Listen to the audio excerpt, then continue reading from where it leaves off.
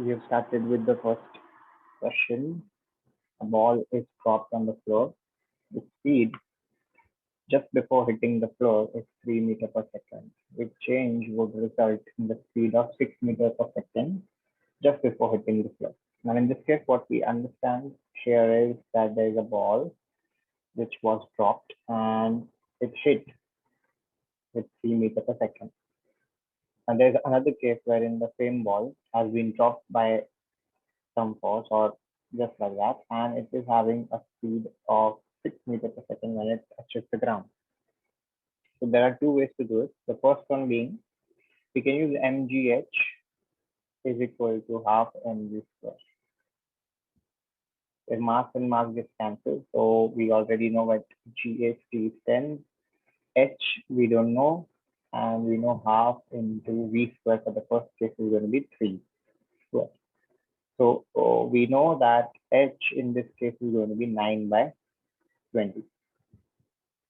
Now for the next case, if we try to find out what is h, we'll have to do the same formula. Instead of 3 square, we'll be having 6 square. So 10 into h is equal to half into 6 square. That is 36. So the new h that we have is 36 divided by 20. If we take the ratio of both, we can see that this height and this height, the second one is 4 times the first one. So the first answer for this case is going to be a ball being dropped 4 times the height above the floor. So this is going to be the answer for the first case. You can see there are options: use a ball with a double the mass, 4 times the mass. Always remember, in such cases, the acceleration or the velocity of a ball is independent of the mass of the ball. So by default, C and D are out, and we only have to choose between A and B. So this is the way which we can do it.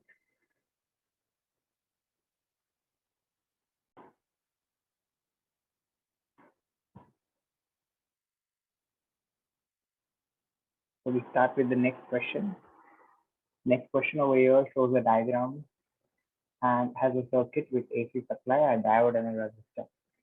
If you see, the diode is connected in such a way that it will only allow the current in one particular direction, and this is the direction in which the diode is going to allow the current to flow. If the current tries to come into this direction, it is going to block it. So we understand that one half cycle is going to be conducted and the other half cycle is going to be blocked because we have a AC supply. So looking at the option A is by default not available to us. It's wrong. We know that. C is also wrong. There's a tie in between D and D. As we know, it is just allowing the current in one half cycle. We can straight away say that it is a half wave rectifier circuit and it will be only D as an option. So this is quite easy. If there's just a single diode, then this is acting as a half wave rectifier. And the output is a half wave rectifier's output. Let's look into the third question. After some building work in a house, a bare insulated live wire is left protruding from a wall. What is the greatest hazard that we can take? The options here are very confusing. It can cause fire, whether it will blow away the fuse, an electric shock would occur, or no current flows. Ideally, the most greatest hazard for us would be getting a shock, because if the wire is just kept protruding outwards, there is no case of a fire which is possible. Again, that would have been hazardous, but the only difference over here is it is not going to cause a fire because there is not going to be any spark. In this case, the only hazardous situation is going to be an electric shock. Let's move on to the fourth question. A bullet of mass 0.1 kg travels horizontally at a speed of, say, 600 meters per second. It strikes a stationary wooden block of mass 1.9 kg resting on a frictionless horizontal surface. The bullet, after hitting the block, is staying inside the block. What is the speed of bullet and the block immediately after the impact? We need to understand that before hitting the block, the bullet was moving with some velocity. After hitting it, it just stayed there and they both traveled with certain velocity. This is the best case for the momentum. Yes. So this can be solved by momentum. We would say that what is the momentum before the collision? Before the collision should be the momentum after the collision. So in this case, we know that it is only the bullet which is traveling. So 0.1 multiplied by 600 is the first case, that is before collision, plus 1.9 into 0 because it was at rest. The wooden block was at rest.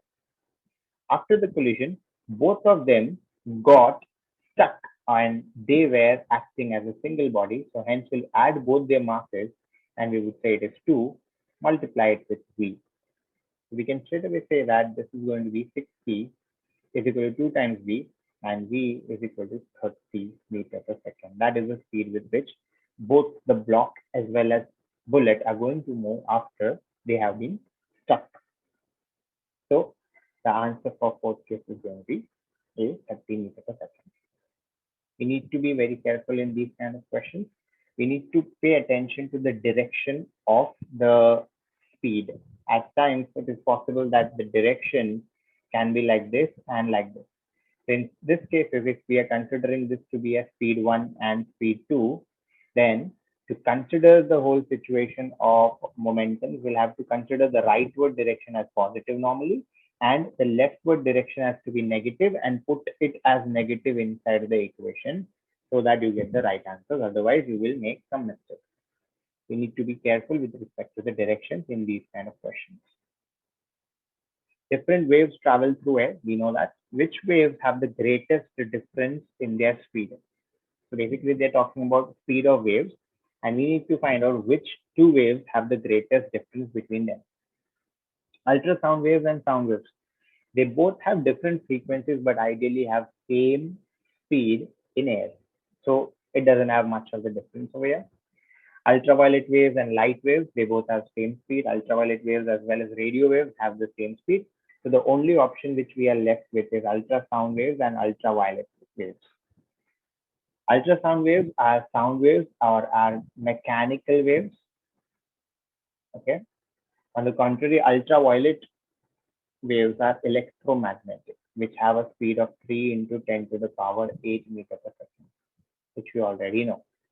Basically, these two waves will have the most difference between their speeds because one is a mechanical wave, which operates at around 330 meters per second, whereas we have electromagnetic waves, which run around at 3 into 10 raised to 8 meters per second. So, obvious answer for this case would be D. Let's talk about this one. There are a pair of cutters is used to cut a rope. Where should the rope be positioned and at which labeled point should the hand be positioned to produce the greatest cutting force? And this is like a lever, and in levers, remember, there is a load and there is a force. So in this case, there is no load, but we have the effort and the action part. So we are going to apply our effort over here somewhere, and we'll be getting the action happening at this position, which is inside over here. In this case, what we need to understand is if I want to apply the least amount of force and produce the maximum moment because of that, I'll have to be as far as possible from the pivot. So the handle, on a handle, if I have R position and S position, my best position to apply the maximum moment or force would be S. Now, the next part over here being rope should be positioned at what position? Many students are going to say that it should be positioned at P, which is wrong. You cannot position your rope at P. Why? What happens? Suppose because of this situation, I am producing say 100 moment of 100. Now, if I consider that the distance of this point P from the pivot is 10, then what is the force I get? It is just 10 newtons. From the contrary, if I just consider the point Q, it is at a distance of say 1, then I am getting a force of 100. Okay. So It is better that I keep my rope over here instead of over here so that I get the best position for cutting force. Now remember, 10 Newton of force is not a good force to cut the rope. Instead, 100 Newton of force, which is kept over here at Q, is a very good force to cut the rope. So this was a very nice question wherein we need to understand that our hands should be positioned at S and the position of the rope should be at Q. So the D is the answer of our choice. Let's move to the next question. A 150-watt filament lamp has an efficiency of 10%. So if I am glowing or if I switch on a filament lamp, around 15 watts of light is what I'm going to get. This is what I mean by efficient. A 40-watt compact fluorescent lamp, CFL, has an efficiency of 30%. So out of that 40% or 40 watts, 30%, that is 12 watts, is what I'm going to get as light. Each lamp has been switched on for the same amount of time. Which lamp produces more light and which lamp converts more energy into other forms of energy? By default, if I can see over here, this is producing somewhere around 15 watts of light, and this one is only producing 12 watts of light. So the question over here is not who is more efficient. The question is who produces more light. If I switch on a bulb and if I switch on a compact fluorescent light or a lamp, which one will produce greater light? So in this case, straight away, it's the filament lamp that is a winner. So A and B option are out. Let's also talk about which one converts more energy into other forms of energy.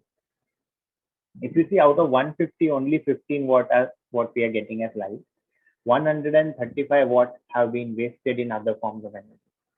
So again, it's a clear-cut winner that the filament lamp is wasting a lot of energy in other forms, and hence the choice of answer in this case should be D. So basically, we need to pay attention on the questions because the questions in an MCQ make or break the answers. So if you don't read the question well, you won't get the answer. Let's talk about the next question. A battery is connected to a circuit. It is switched on for 1 minute. During that time, there is a current of 0.4 ampere in the circuit and the battery supplies a total of 48 joules of energy. Which row gives the charge that passes and electromotive force of the battery? Now we are straight away given that there is 1 minute and there's a current of 0.4 ampere. So as we know, we have a direct formula for Q is equal to I into T, where Q represents the charge and I and T represent the current and the time for which it was passing. The charge for this case is going to be I, which is 0.4 multiplied by 1, but that is wrong. See, always remember whenever you're substituting anything into a problem or into a formula, always take SI units. Minute is not an SI unit. The SI unit for time is seconds. So we'll have to convert that 1 minute into 60 seconds. And that is what is the charge we are looking at. That is 24. So if you would have taken one, you would have got a wrong answer. So we know that A and B are out by this method. We also need to find out what is the EMF. For EMF, we have already given what is the energy. So we can say the energy is equal to V into I into T. Energy of 48 joules is used, and we don't know the voltage, which would be the EMF.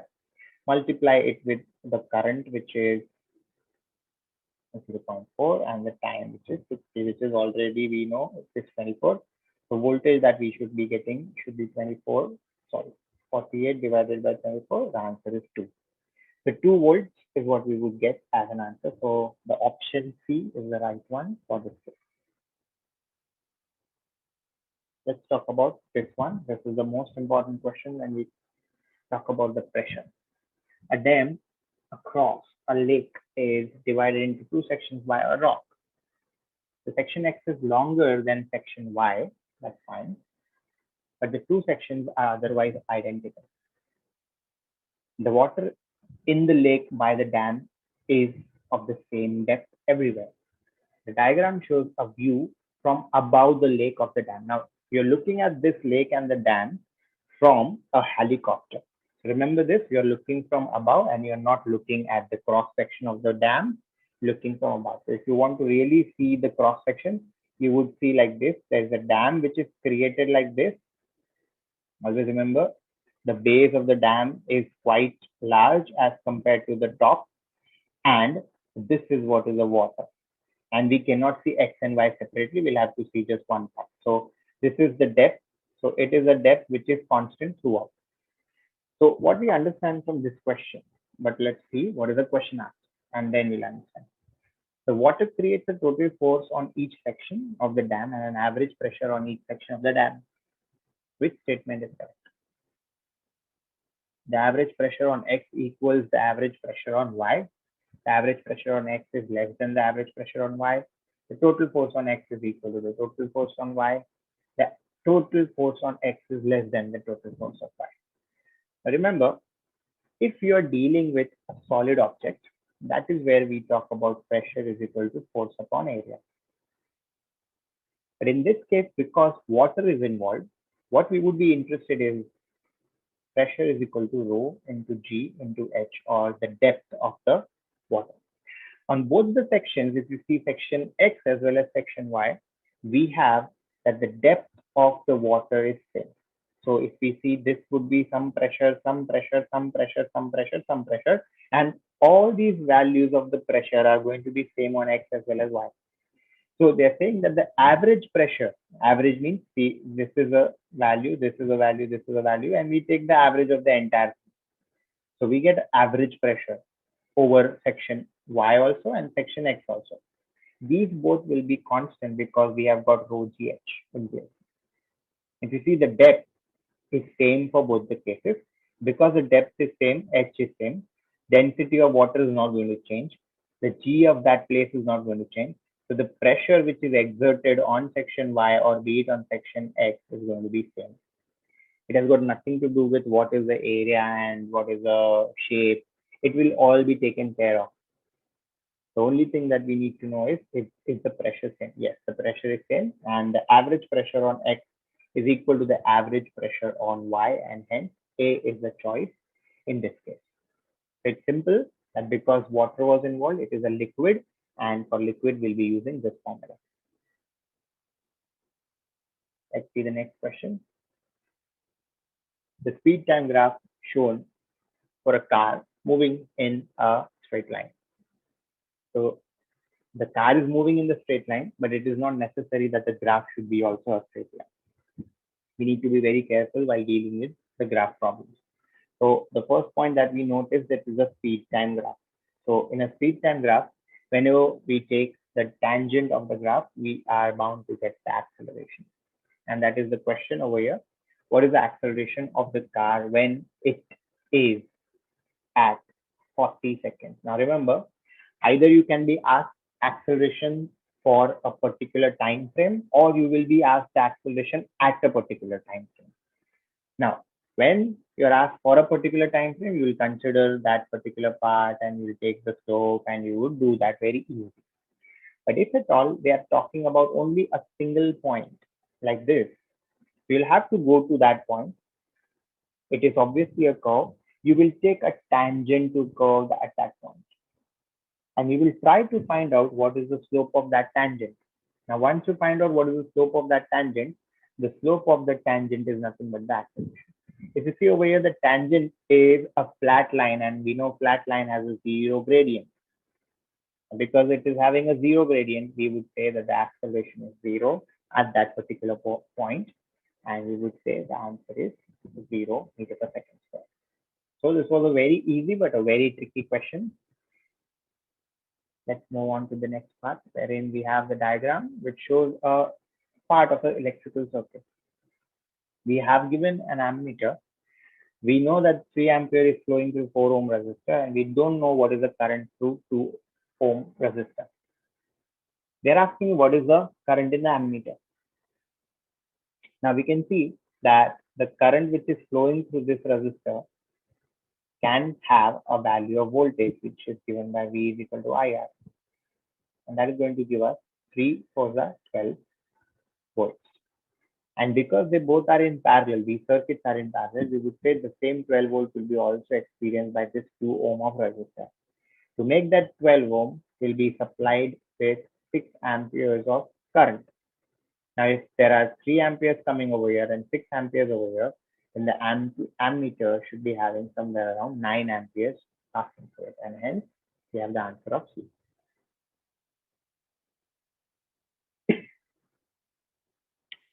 A stone of mass m is held at rest in water. The stone is released and falls vertically at distance h. The stone reaches a speed v. Some of the original energy of the stone is transferred to the water. As it falls, resistive forces cause the temperature of the water and stone to increase. Which expression gives the work done against the resistive force? Now remember that the stone was already held at rest inside the water.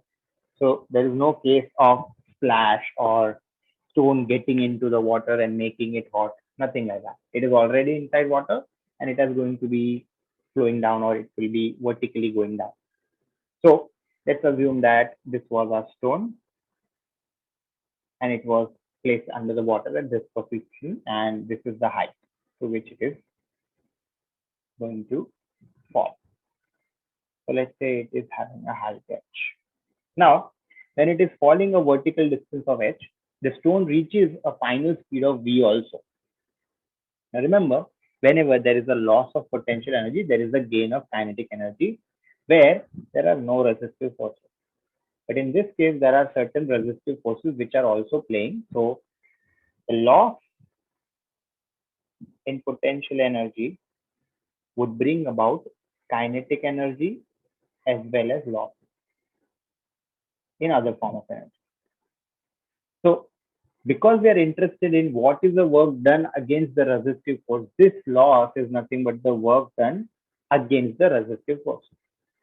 So if we try to find out what is the work done against the resistive forces, let's say W, it would be the potential energy it had initially subtracted by the kinetic energy it reached finally. So we have mgh subtracted by half mv square. And the only option that we have is B, which satisfies this equation. This was a very easy question, but because they have put it into a very complex situation, it becomes difficult to think how and what should be the answer. So we can do it very easily. A small compass is placed close to a strong bar magnet, same distance at each end. Which diagram shows the direction in which the compass needle points? Now, if you see, if I have a north pole and if I have a south pole, then outside the magnet, the magnetic field would go like this and get into this and go over here like this. And this is a property of the magnet that it will always align itself along the direction of the magnet or along the direction of the magnetic field. So if you see A, it is opposing. So this is wrong. B is also wrong. If you consider D, again, it's wrong. It is only the part of C which is nicely aligned with respect to the magnetic field, and hence C is the choice in this case.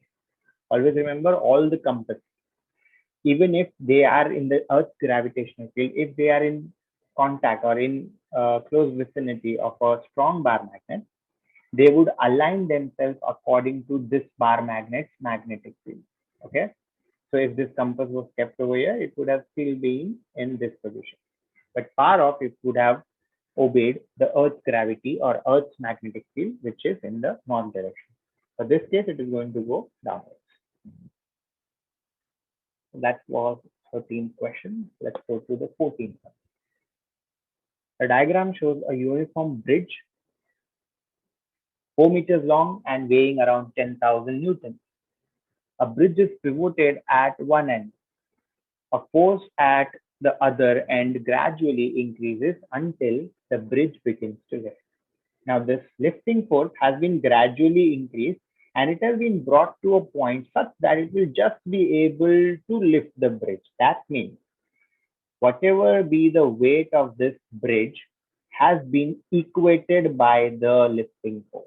This is the whole crux of the question. Now, what is the lifting force as the bridge starts to move up? Now, remember, we cannot straight away say W is equal to W. Now, this is a wrong statement because right now, whatever the force be over here, it is also a function because of a pivot, or it is a function which is dependent on the distance from the pivot. So if you see from the pivot, this force is creating a clockwise moment and this one is creating an anti-clockwise moment. Exactly when they both would be equal, that is anti-clockwise moment and clockwise moment, that is when the bridge will start to lift. Okay, after that point. So we would find out what is the net force due to anti-clockwise as well as clockwise moment. So if it is 4 meters, we would say that the weight of 10,000 should be multiplied by 4. That should be equated to the force which we want multiplied by 4. Now this is very wrong. Why? Because the center of mass of the bridge is exactly at the center, and from the pivot, it is not at 4, it is at 2 meters. So we cannot write it as 4. We'll have to keep it as 2. A lot of kids do this mistake because they see 4 meters, they put 4 meters. That's wrong. We need to put what is the distance of that force from the bridge or from the pivot. So in this case, it is 2. So we can say it is nothing but 5,000 newtons.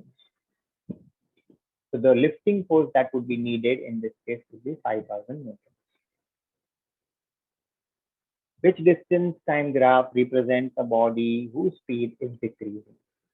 Now remember, even if the speed is decreasing, the distance time graph will never come down.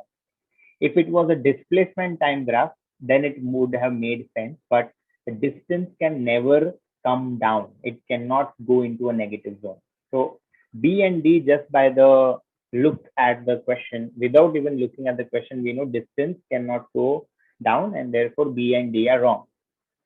Now, because the speed is decreasing, if I consider a straight line on a distance time graph shows that the speed is constant. So B out, D out, A is also out because speed is not constant, it is decreasing. C is the right option. Supposingly there were better options given. So in this case, we would have understood that the speed is constantly reducing. If you consider the distance time graph and you take tangents at each and every point, you would see that the slope of the tangent has been reducing as it is going ahead.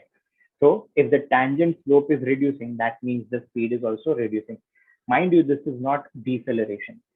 Deceleration means you are reducing speed in a separate way. There is a deceleration, that means there is a braking. Over here, I'm not braking. We are just reducing the speed. So this is called reducing speed and not deceleration. The slope of this speed is reducing. That's it. The slope is not negative. It is still positive only. So the point where the slope begins to become negative like this, that is where we would say deceleration. Unless and until it has been reducing like this, or it has been reducing like this, it is not called deceleration. It is just called decreasing speed. Once you get into the negative zone of the slopes, we would say that it is a deceleration. So distance time graph will never be able to show that. And hence, in this case, we will not complicate it much. We would say C is the answer. 16. An image is formed by a plane mirror. A second image is formed by a lens using a magnifying glass. Which row states the nature of each of the images? If you see a plane mirror, and if you stand in front of the plane mirror, whatever image you see of your own self, never in your life will you be able to go and touch this image, or you can take it on a screen. Not possible. Because you cannot take it on a screen, this is a virtual image. So for a plane mirror, real image does not exist. It is always virtual. So we have got two answers, that is C and D. Now for a magnifying glass, remember, this is not a magnifying glass. This is a convex lens. This is a convex lens. When the the object is in between the focus and the optical center of this convex lens, that is when it is called to be as a magnifying glass, and it is to be used as a magnifying glass.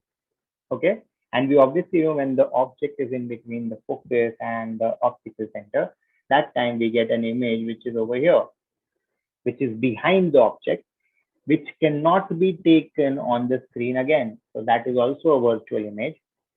So in this, both the cases, we would say that the images are virtual, and understand the difference between use of a convex lens and a magnifying glass. A convex lens can be used as a magnifying glass, but it is not always a magnifying glass. It can have a different situation wherein if the object is over here, we'll be getting the image of the object on this side also. This can be taken on the screen. So never confuse this with a magnifying glass. A convex lens can be used as a magnifying glass only when the object is in between the optical center and the focus. That is when we call it to be as a magnifying glass. Next question. Three boxes each weigh around 100 Newton. A man lifts all the boxes together from the ground onto a shelf that is 1.5 meter above the ground. Man takes around 2 seconds to do this. How much useful power does the man produce to lift the boxes? As you see, in this case, we have somewhere around distance, which is h, which we have given. We also know what is the weight of the boxes. So we know mg also. But there are three boxes each weighing this much. So what we would say is what is the energy he has totally transferred. So it would be 3 into mg and h. So it is going to be 3 into mg, which is nothing but 100 multiplied by 1.5. So we would be getting somewhere around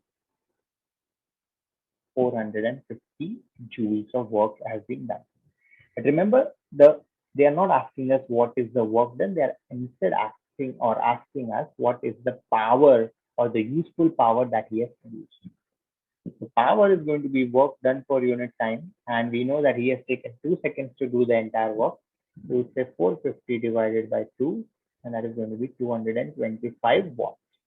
The 225 watts of energy has, 225 watts of useful power is what the man has been able to generate. Okay, so you just need to be very calm and patient while solving these kind of questions. They are very easy. Just it is the diagram which actually confuses us. We just need to pay attention on to these details, which are not in the form of numericals. Okay, you could have made an easy mistake of writing it as 100 because you would not have seen this 3. So never do that. You always need to say that we know all the details well, and after that you should solve. A sealed bottle of constant volume contains some air. The air in the bottle is heated by sun. The bottle was kept in heat or in the sun, and it was getting heated up. What is the effect on the average speed of the molecules of the bottle and the average distance between them? Now, when I talk about the average speed of the molecules, the first thing that comes to my mind is temperature. The average speed, the temperature's definition itself is the average kinetic energy of all the molecules, or average kinetic energy of the molecules. So if I'm saying kinetic energy, somewhere it gets connected to the speed also. If the speed has to be changed or altered, that means temperature has been altered. And in this case, we know that the bottle was heated, so we can say ultimately that the speed of the particles have been increased. Okay, so the average speed of air molecules definitely has increased. So A and B are out. Now, what we need to understand is what is the average distance between the air molecules. Now, here is the key. The container is not allowing any particle of the gas or the air to move out or any particle to come in. So even if the temperature might have risen or it has been heated up, still The volume in which the air has been contained is fixed. And so the average distance between the molecules is not going to be changed. And hence the answer for this case is going to be D, because the average distance between the air molecules remains the same. And the average speed of each molecule has been increased because of the temperature. The table gives you four energy sources and states whether the energy of the source is derived from the sun or not. Which row is correct?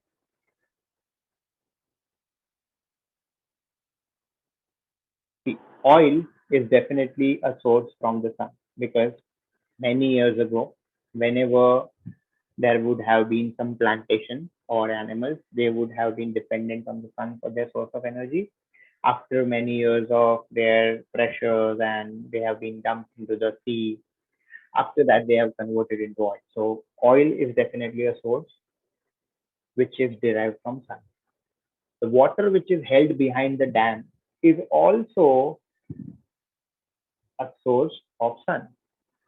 Wind is also a source of sun, and geothermal energy is not a source of sun. So geothermal is not a source of sun. That means geothermal energy is because of the nuclear decay which is happening inside the Earth's crust. So geothermal is not a source derived from sun. So hence A is wrong. Oil is a source of sun, and they are saying no. So hence B is also wrong. Wind is a source of sun, because wind is because of different pressures at different areas, and the pressure and the weather system is completely monitored or completely altered by the temperature, which is again because of sun. So D is also wrong. The only option which we have is C. Now you would say, so water held behind the sun, or water held behind the dam, how is it connected to sun? Remember, the water which is down inside the sea is getting evaporated first of all, and that is evaporated by sun only. Okay, this evaporated water then converts to clouds, then falls as rain, goes through the river, gets collected into the dam. Now, how did it reach there, or who gave the potential energy to come there on the hill? It is sun. It is sun. Yes. So the water held behind the dam is also a source of sun only, and hence E is the most appropriate answer in this case. Let's go for the next. Which list contains only energy sources that derive their energy from sun? So if you consider a geothermal, nuclear, tidal, wrong. Nuclear is not a source of sun. Hydroelectric, yes. Water waves, yes. Wind somewhere, yes. These are all the sources of sun. Let us also see the other option. Geothermal, no. This is gone. Nuclear, no. So the only option that is right in this case is B, because we know hydroelectric, water waves, and wind all are sources of sun. Water waves and wind are definitely because of the sun, because the entire weather system which we have on Earth is dependent on sun.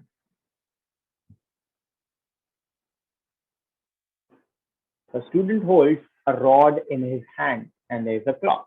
He rubs the rod with a cloth. The rod gains positively charge, or it is gaining a positive charge. Of which material could the rod be made of, and which transfer of charge is happening? Okay. Remember, in any situation, it is always the electron which is going to go from one point to another. There is no positrons or no positive charge which is going to go. That is because it is only the electron which are freely available outside the atom. We don't have the nucleus traveling from one point to another to carry the positive charge. There is no other positron available. There are no ions available. So this thing should be very clear. Whenever there is a charging by friction situation, charging by conduction, or charging by induction, in any situation, it is always the negative electrons which are going to be transferred, or they going to be drained through the ground, or going to be taken out from the ground. In any situation, it is always going to be the electrons. Now, the next part being, will this rod qualify to get charged if it was a metal? The answer is no, never. The metal never gets charged by friction. That is because even if it gets charged by friction, it will always lose the charge because it has free electrons. So remember, charging by friction is only possible in the case of non-metals or insulators. So if I see the material of the rod by default metal is out, I cannot vouch for that. It is a charging by friction situation. Metals never get charged by friction. So plastic is the right choice. Yes. Secondly, what is going to go from what place to what place? So we would say because the rod is getting charged positively, electrons must have been flowing from the rod to the cloth. So negative charge from the rod is going to the cloth, and hence the answer is going to be C. By default, D is wrong because they're saying positive charge from cloth to rod. Even if it would have made sense, positive charge cannot move. Positive charge is nothing but your nucleus, and the nucleus does not move while friction. Okay, so C is the best option, and we move on to the next question. There's a pendulum bob which is swinging along the path W, X, Y, Z, and back again. All the resistive forces which are available in this case can be completely neglected. Which statement describes the total energy of the bob? So they say it is maximum at X, it is maximum at Y, it is maximum at Z. It has all, or it has the same value at all the points. Remember, total energy is nothing but the addition of potential energy and the kinetic energy that the bob has.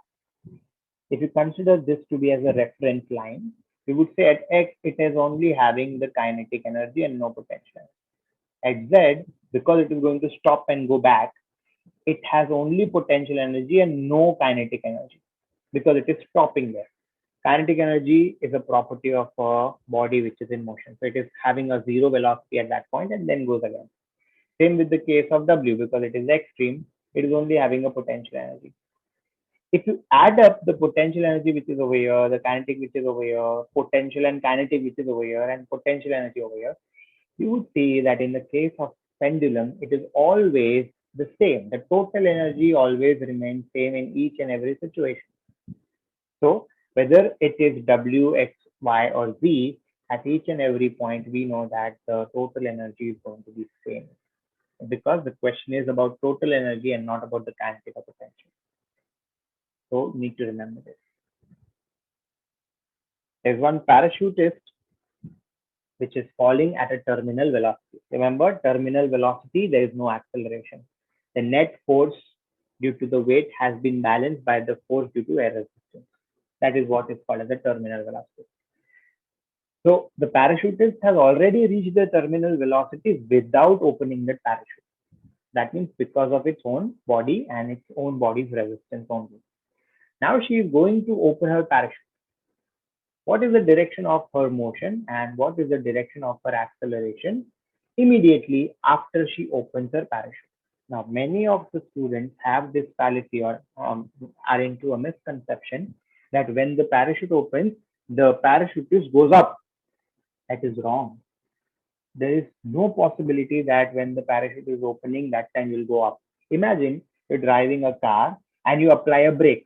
So is there any chance that when you apply your brake, your vehicle goes back? There's no possibility because you're already in motion. If you apply a brake, your velocity is going to come down, but you still travel in the same direction, right? So similarly, in this case too, if the parachutist is opening up a parachute, he might feel a jerk that is because of an acceleration drop very suddenly, but that jerk does not mean that it is going to go upwards. It is by default going downwards. It is just the braking process for the parachutist. So remember that the direction of the parachutist is not going to be upwards. It is definitely going to be downwards. Now, the question, next part of this question is that what is going to be the acceleration on the parachute? Now remember, whenever you're braking, you're applying a force in the reverse direction of your motion. So if you're applying a force in the reverse direction, that means acceleration is also in the reverse direction of your motion. So if the parachutist is going downwards, then the acceleration just after opening the parachute is going to be upwards because it is a braking process. So we have the answer for 23, which is B. The parachutist is definitely going to go downward, but because he is facing an acceleration, he would be having an acceleration in an upward direction. That is against the direction of motion. Okay. I hope this makes sense. Let's move on to the next part and next question. There are two plastic cups which were placed one inside the other. A small spacer keeps the two cups separated. Hot water is poured into the inner cup and a lid is put on the top as shown. The lid has been put over here. Which statement makes sense? Okay. So in this case, we have that the bench is heated by convection from the bottom of the outer cup. Now, this is not valid because they both are in contact with each other and there is no fluid in touch. So getting a convection is not a right idea. The lid reduces the energy lost by convection. Yes, that makes sense because whatever vapors are going out, they are not allowed to go out. Instead, they are just keeping it over here. So lid is actually helping us reduce the convectional loss of energy. This can be a right answer. But let's see all the other options also. There is no thermal conduction to the sides of either of the cups. You cannot say that just from the side of the thermal, from the sides of the either of the cup, there is no thermal conduction. There is definitely thermal conduction happening because there is no vacuum. If there is even air, then also the conduction is going to happen. If it is only vacuum, in that case, there will be no thermal conduction. But because we are not keeping it inside a vacuum, hence this option is also wrong. The thermal radiation is prevented by the small air gap. Again, wrong. Thermal radiation can pass through even the slightest of the air or even in the vacuum. To reduce the thermal radiation, we need silvering. So again, D is also wrong. So the only right answer that we have got by now is B, and we'll take that. Let's move to the next part.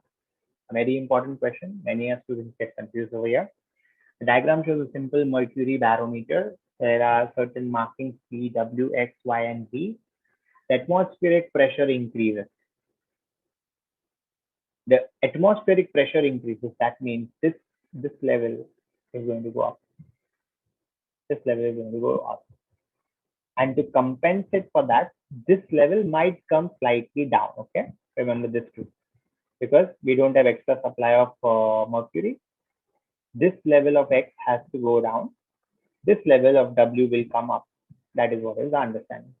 V remains as it is, Y remains as it is, and Z remains as it is. The question here is, which distance is increasing? If you see, for me, the WY and WZ, these are the distances which have been increased. Okay. And if you consider XW or XV, these are also increasing. Let's see the options. We've got W and V. If you see W and V, it has reduced. So this is wrong. W and Y. You see W and Y, yes, that is what is increasing. So I've got one right answer. X and Y. If you see X and Y, X has reduced. So this is also wrong. They say X and Z. Again, X has come down. So Z is wrong. So X and Z is also wrong. So the only right option we have is W and Y. There are other ways of solving this too. We could have said WZ also, that is also increasing. We could have said V and X also is increasing and W and X is also increasing. But out of those four combinations, none was given, only one was given over here, that is W, Y. Hence, B is the answer.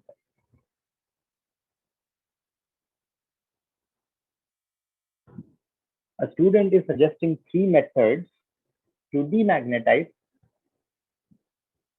a piece of steel. So the first method is placing it in the east-west direction and then hammering it very hard. The next is placing it in the east-west direction and heating it until where it is red hot. The third one is removing it slowly from a coil carrying alternating current. So in this case, if you see, if you hammer a magnet, it is said to lose magnetism. If you heat a magnet, it is said to lose magnetism. If you keep it inside an alternating coil and slowly remove it, again it would lose the magnetism because the alternating current keeps on giving magnetic field in both the directions, which confuses the magnet and he does not remain a magnet in a particular direction. So you can say all the three methods are right and hence D is answer. 27. A metal has a specific heat capacity of 360 joules per kg per degree Celsius. An object is made of this metal of mass 2 kg. What is the thermal capacity of the object? Remember, specific heat capacity is given by small c. The thermal capacity is given by capital C. And the capital C is equal to m times c. That is mass multiplied by the specific heat capacity. Now we already know it is having a mass of 2 kgs and it has to be multiplied by 360. We know that the answer is going to be 720. Okay. But remember, there are two options which are having 720. Now, what should be the right answer? For that, we'll have to see what is the unit. Now, remember that we have got the unit of mass, which is kg. It is to be multiplied by the specific heat capacity, which is joule, divided by kg degree Celsius. If you see kg and kg get cancelled and we are left with degree Celsius, joule per degree Celsius, and hence C is the right answer. This question is very tricky because many students don't know the difference between thermal capacity and specific heat capacity. We need to know that thermal capacity and specific heat capacity are two different physical quantities. Okay. So the formula for thermal capacity is m times small c. You need to remember it. Let's go for the next one. The next question says that the nuclide notation for an isotope of silver is 109 Ag47. How many nucleons are there in the nucleus of this isotope? Now this is very simple. We can say straight away. The nucleon number is nothing but the number of protons as well as number of neutrons. In this case, we could say easily that it is going to be 109.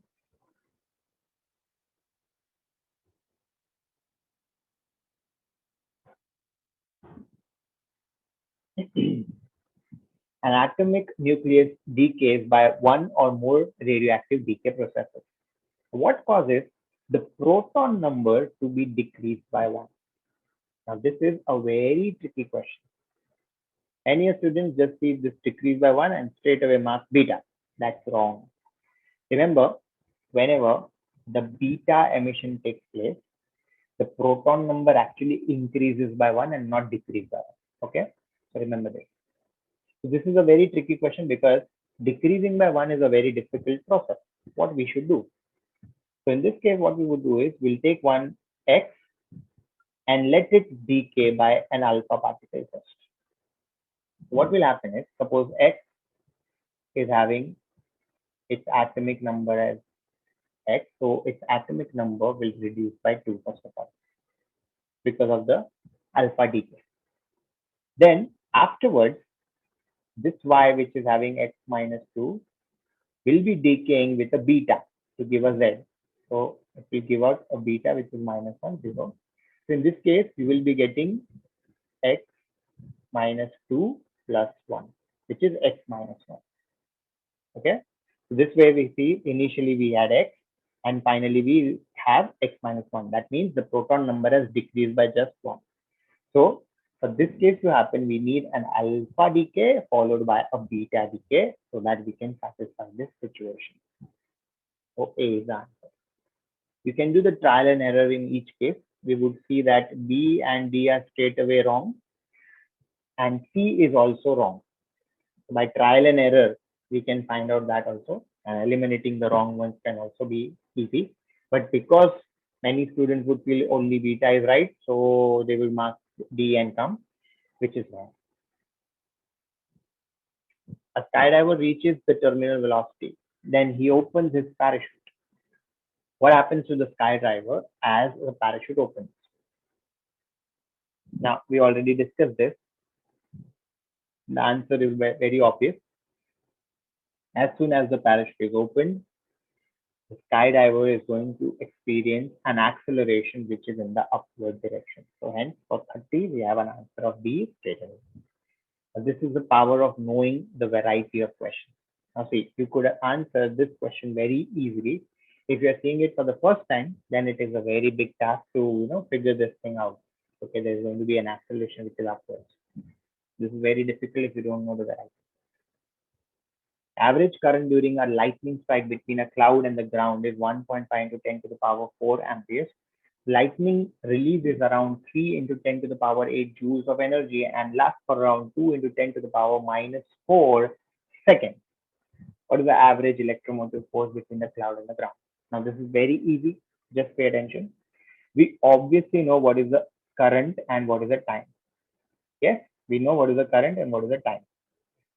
Let us find out what is the charge. The charge is going to be I into T. Okay.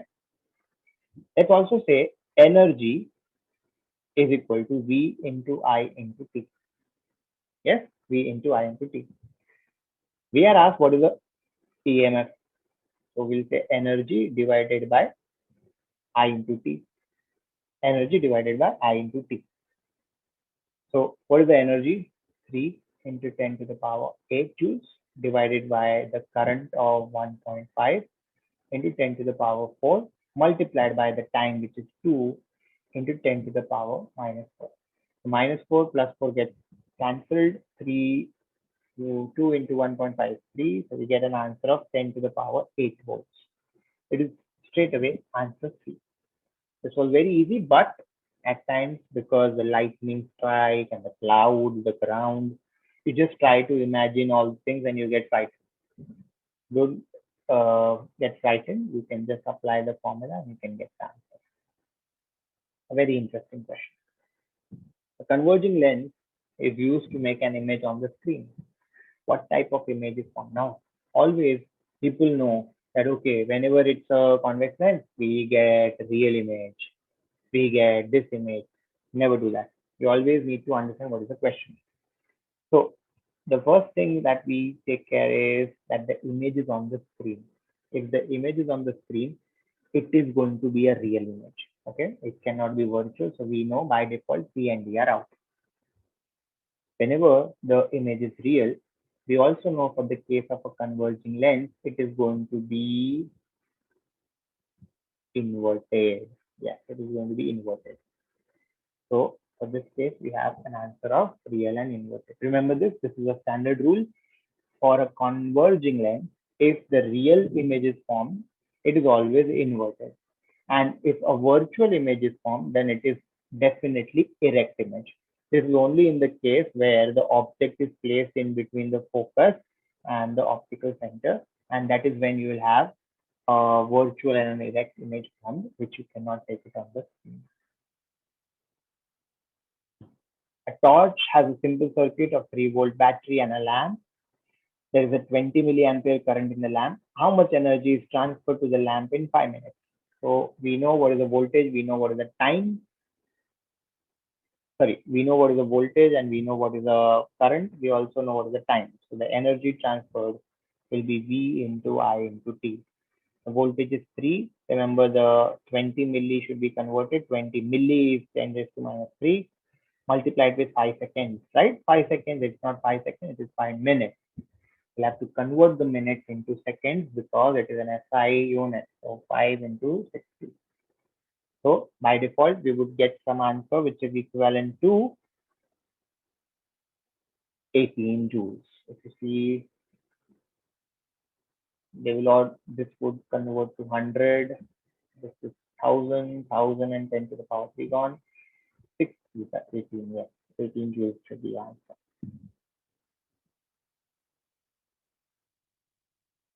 Now the graph shows how voltage is induced across a coil changes with the time as a coil spins in the magnetic field. So there is a coil which is producing, this is a generator producing current. Which graph shows what happens when the coil spins more quickly?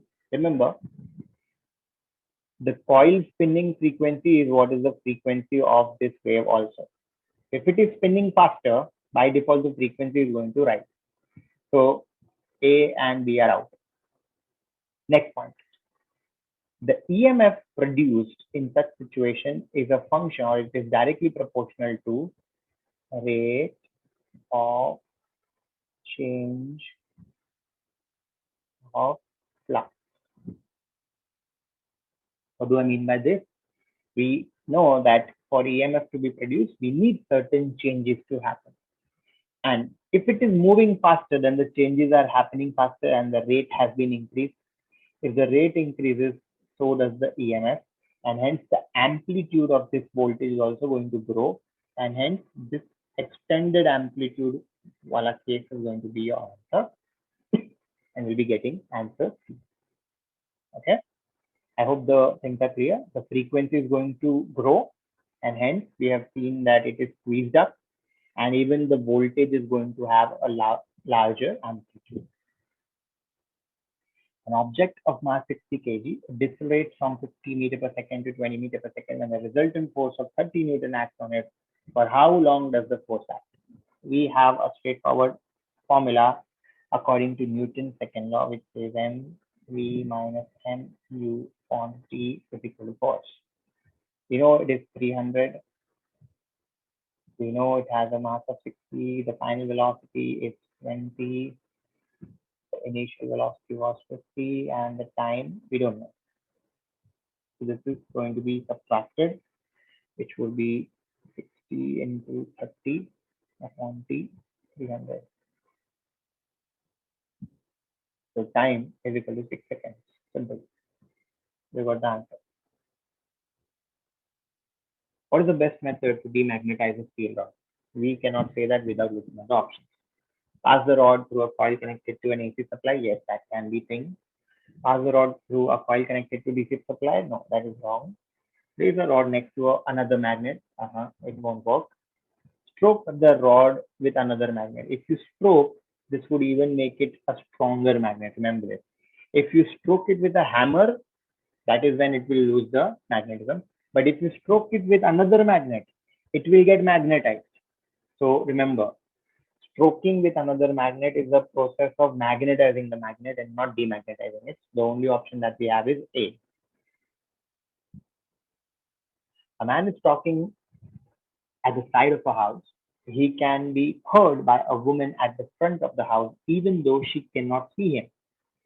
Now, how is that possible? What explanation you would give for this situation? Sound waves are longitudinal, light waves are transverse. Doesn't make sense. What does it mean? Nothing. Sound waves are transverse, light waves are longitudinal. This is by default wrong data. So out, get lost. The sound waves have long wavelength and light waves have short wavelength. Sound waves have short wavelength, light waves have long wavelength. Ideally, we would say that this phenomena of a man talking and the girl being able to listen to it is because of the diffraction. Okay. Remember that diffraction is the ability of the waves to bend through the edges. So over here, there is a diffraction situation which is arise. We can say that the sound has a longer wavelength. It has quite long wavelength, which we already know. It is of the same size of that of the house. Okay. So therefore, because the size of the wavelength and the size of the house match, that is why we are getting the best diffractions in this case. And because of this, we would say that the lady is not able to see that man because the house is quite big as compared to the wavelength of the light. Wavelength has a very, very minute wavelength. Sorry, the light has a very, very short wavelength, which cannot bend through this edges of the house because the house is way too big. On the contrary, the sound wave has its wavelength, which is equivalent to the size of the house. And therefore, it will give you a very, very nice diffraction and the lady can hear what you are saying. Hence, the best answer for this case is going to be C.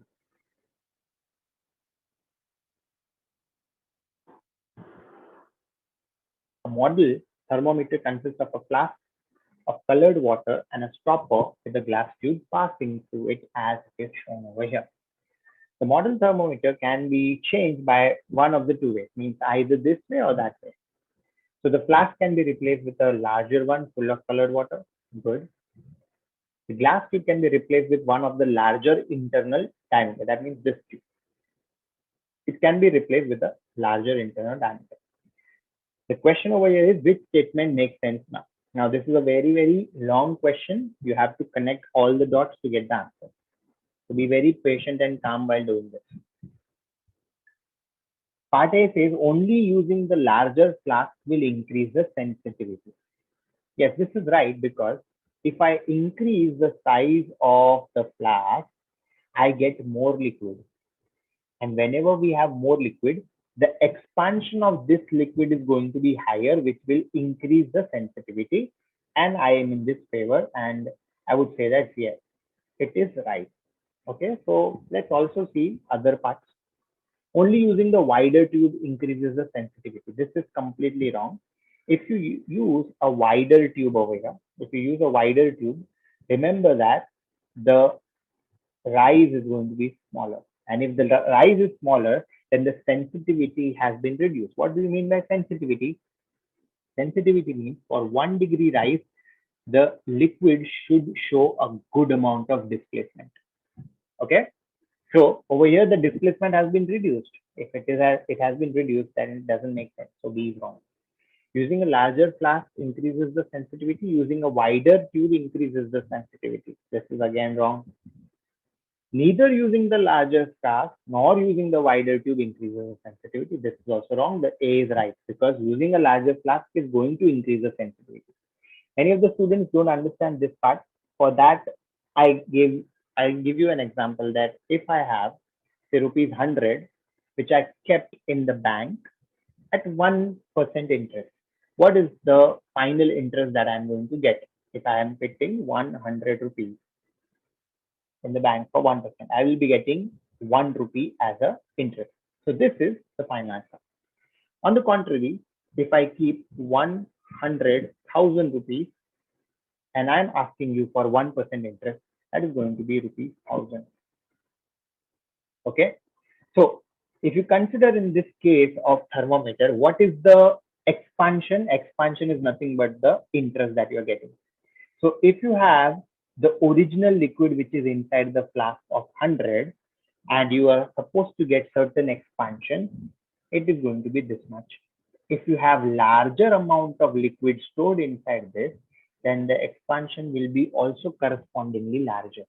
This would increase the sensitivity. Okay. So this was an analogical example. If you're not able to understand what happens when extra or more liquid is there inside the flask, this is what happens.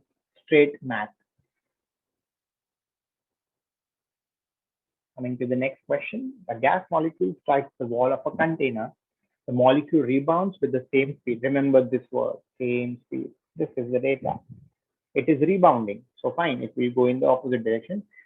Let me say it has a speed positive v over here and it will have a speed of minus v. It is not a speed, it is a velocity. Okay. Speed is same, but the velocity has changed because the direction has changed. Okay. What happens to the kinetic energy and what happens to the momentum of the molecule? As kinetic energy is dependent only on the speed, half mv square has not changed. It is unchanged. But if I talk about the momentum was plus mv before hitting the wall and it has changed to minus mv after hitting the wall. Momentum of this body has changed. Okay, they both are not same. You would say the values are same. No, the values are same, but the direction is opposite. One is in the right, the other one is in the left. So momentum has changed. And the answer over here is not A, not B, but it would be C. So kinetic energy stays the same because it is dependent on the speed and not on the direction. Speed is same in both the cases, and hence the kinetic energy will also be. Momentum has been changed, and hence we put the answer as C. Last question for the session. The volume of the gas is measured at different pressures. That means the volume and the pressure are the two things which are going to change. The pressure P and the volume V of the gas are found to be related by this kind of an equation. If you go to higher standards, we would say PV is equal to N into R into T. This is the formula which you need to follow. Okay. No need to remember it right now. It is just simply for your knowledge. Which quantities are kept constant and which quantities change? If you see, in this case, they're saying that the volume of the gas and the pressure has been changed at different position and the volume has been changing accordingly and they are measuring the volume. So one thing is for sure that they are not allowing any mass to flow. Okay. So we would say that one thing which is constant is definitely mass. So because mass is constant, B and D are out.